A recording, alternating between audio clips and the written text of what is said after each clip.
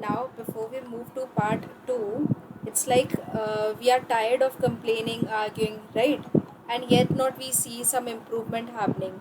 So, what are the six ways in which we can make people like us? First of all, we have Khushi who will be discussing the first principle. So, Khushi, over to you.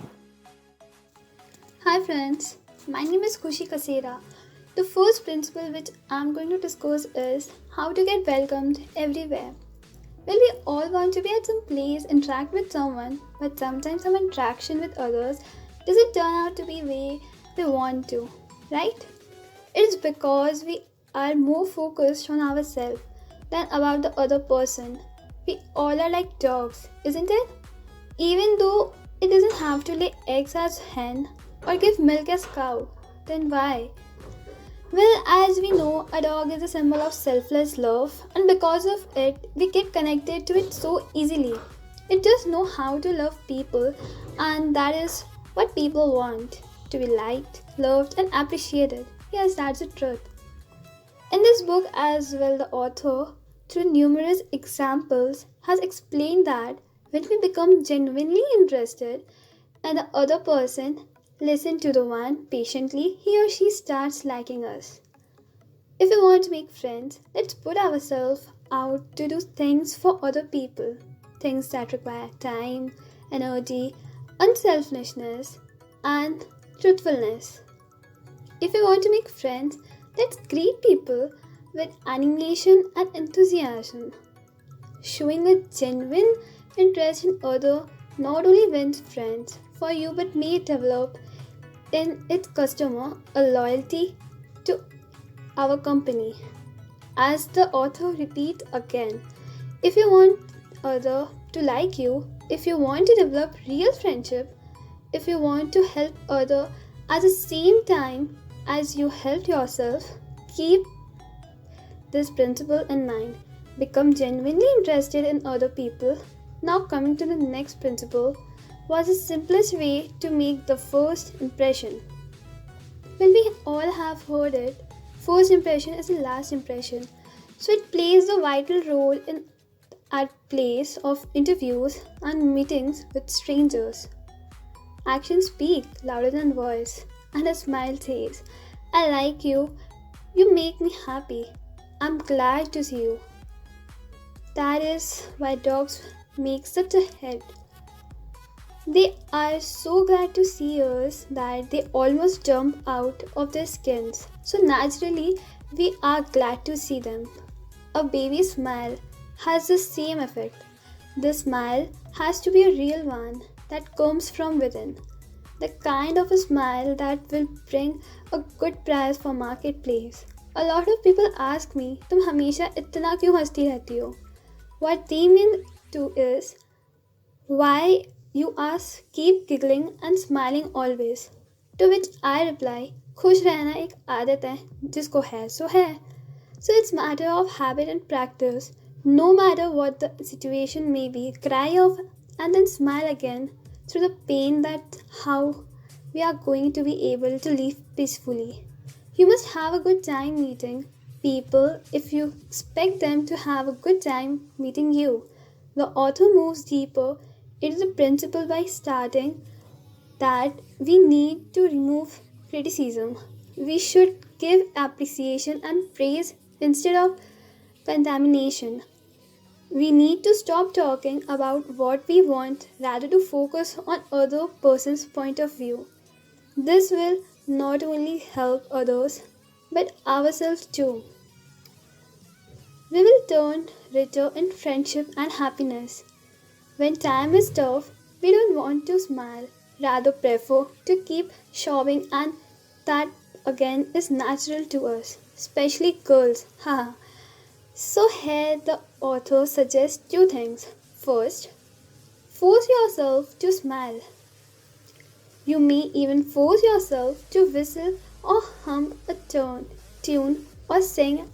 And since I can whistle, I prefer to start singing as if I was already happy, and that tends me to make myself feel better. Somebody in the world is seeking happiness, and there is one sure way to find it. That is by controlling our thoughts. Happiness doesn't depend on outward condition. It depends on inner condition.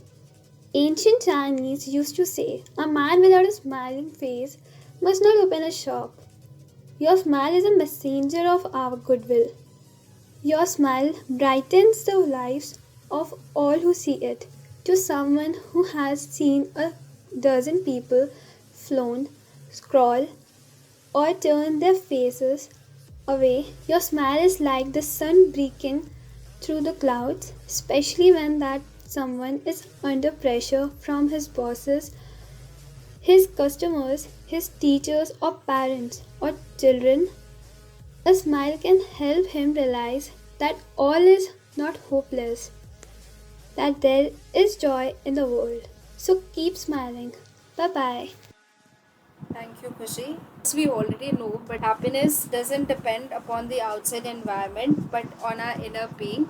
This is what Khushi has just discussed with this. We just need to keep on emphasizing. There are a few points which we know already, but we tend to forget. So these sessions are being taken so that we get a reminder of the things which are already known to us but we are not implementing on it. So thank you for reminding us for two things. One, to become genuinely interested with the other persons, and second, to indulge ourselves into the environment and into the feeling of being happy, so that we actually start feeling happy when the times are tough. Now moving to the next part, that is principle 3 and ahead, will be taken up by Ishita. If you don't do this, you are headed for trouble. So, what kind of trouble does the Carnegie is telling us?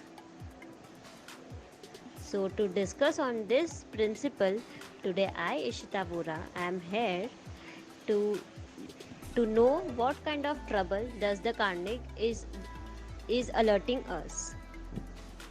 Remembering a person name and a few details about their personal life is subtle and very effective compliment to them. People state their outstanding import on their own name. Companies are named after their founders, and museum collections are named after their rich benefactor as a way to perpetuate their name. Yes, a name creates an impression. When we remember a person name, it creates a huge impression on other. We can see Carnegie explained that people really value their name on whatever nickname is that they go by. So if you reconnect with someone you have met it before and don't remember the name, you are not starting it well. Carnegie explains how many politicians are incredible at remembering names. Some go as far as to jot people name down in books after they met them so they have a better chance of recalling that person name at a later time. In large relatively impersonal comparison or cooperation, knowing their employee name can warm the work atmosphere. So do your best to remember people's name. Write down if needed and try to call people by their name at least 2 times the next time. Carnegie notes that Franklin even learned the names of mechanics who visited the White House, and if a president could find time to learn a person's name, then anyone can. Some techniques for remembering names are repeating the name, writing it down, and concentrating on the information or studying it. Yes, this is fact. To remember a person's name is quite important in today's generation also. So, in this principle, the author stated various viewpoints and various disadvantages of not knowing it and what kind of trouble of not knowing the name or not remembering the name. So, further, let's move on to the next principle, that is an easy way to become a good conversationalist. Yeah. So now, what are the following ways that the author is conveyed to us, to our readers, that what are the good to become a good conversionist? In a conversion, what may people really want is an interested listener.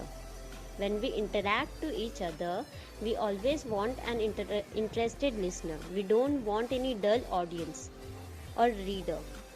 We like to have audience who interact with us, with whom to share their stories, experiences and opinions.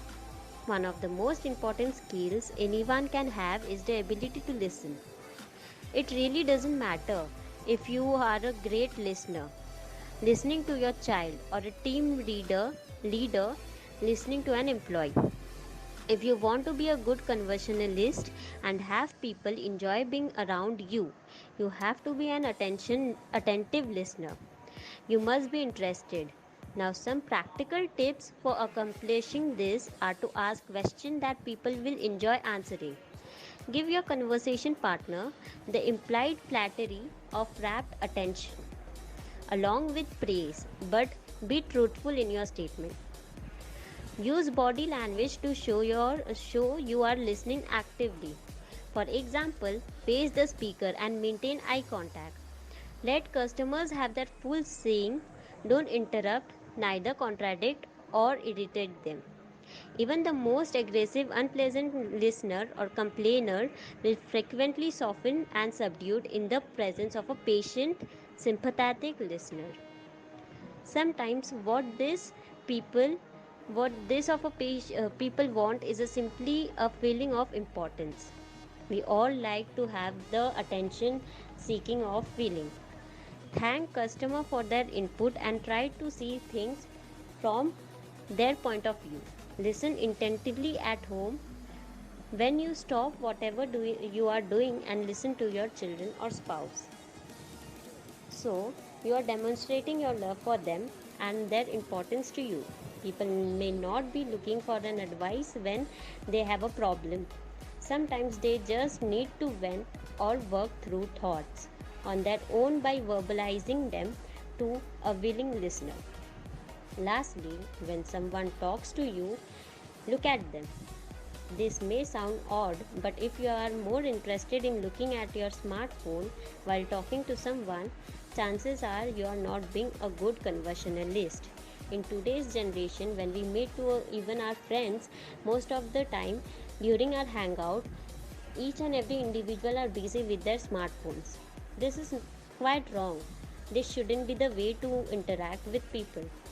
So, Principle 4 challenges us to be a good listener while encouraging others and motivating them to how to deal others or how to deal with the people patiently.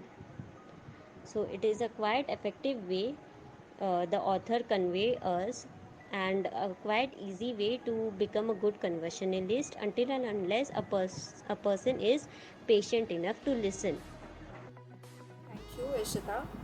For the two principles, principle 3 and 4, one relates to remembering people's name, and the fourth one focuses on being an attentive listener. So, now for the fifth and sixth principle, Nitesh, I'll request you to come forward. Hi friends, my name is Nitesh Khatri and I'm going to discuss lesson 5 and 6 from the book which says how to win friends and influence people. So the first principle talks about how to interest people. In this chapter, the author gives the example of Theodore Roosevelt, that everyone who was ever a guest of Theodore Roosevelt was astonished at the range and diversity of his knowledge. The question kept popping in my mind that how did he interest so much to the other people? The answer was quite simple, that whenever Roosevelt expected a visitor, he sat up the night before reading upon the subject in which he knew that his guest was particularly interested. For Roosevelt knew, as all leaders know, that the royal road to a person's heart is to talk about the things he or she treasures the most. So, in this chapter, the author wants to tell that talking in terms to the other person's interests pays off for both the parties. Howard Z. Herzig, a leader in the field of employee communications, has always followed this principle.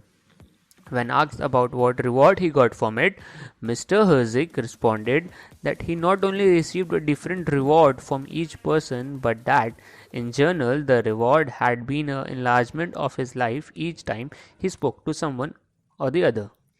So, thus concluding this chapter, I would like to inform all my friends that to interest people, you must talk in terms of other person's interest. Now, we are moving to our next principle, which says how to make people like you instantly. Most of us have this question in our mind, that how people like us instantly.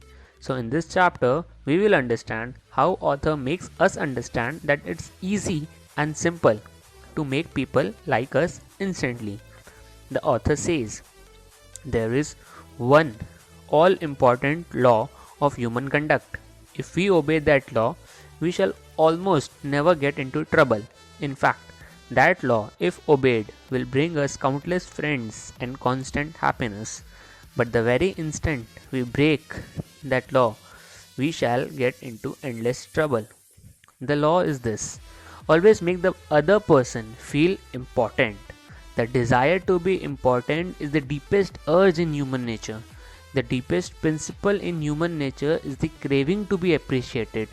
It is this urge that differentiates us from the animals. It is this urge that has been responsible for the civilization itself. The author wants to make us understand. To make people like us instantly, we must talk to people about themselves, and they will listen to us for hours and hours. Yes, friends, this is all which is required in this period of time where people is so much self-minded and self-conscious and do not care for others. Thus concluding, I would like to inform to my friends that to make the other person feel important and do it sincerely. Thank you, friends. Thank you, Nitesh. Hi guys, I hope you must have liked our initiative of one book, 1 hour, 1 week. Also, we'd like to take a moment here to thank you guys for all your support and love as we hit our first 100 subscribers. Please like and share this video and do subscribe to our channel to keep yourselves updated for the coming videos. Thank you for associating with us and have a good day.